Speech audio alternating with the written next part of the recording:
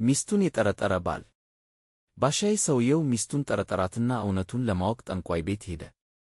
ጠንቋዩም እውነቱን ለማወቅ ከፈለግህ በሚቀጥለው ሳምንት ቤትህ አጠገብ ካለው ቦታ ላይ አፈር ይዘህ አምጣልኝና እነግርሃለሁ አለው። ሰውየው በቀጣዩ ሳምንት የተባለውን አፈር ይዞ ጠንቋዩ ዘንድ ቀረበ።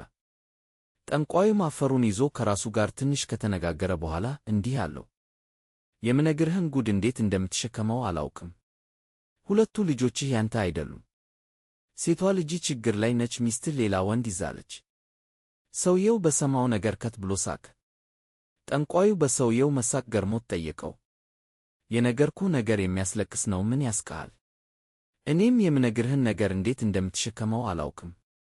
ከቤቴ በር ላይ ማምጣት የነበረብኝን አፈር በችኮላ ስለረሳሁት አፈሩን ያመጣሁት ካንተ በር ላይ ዘግነ ነው።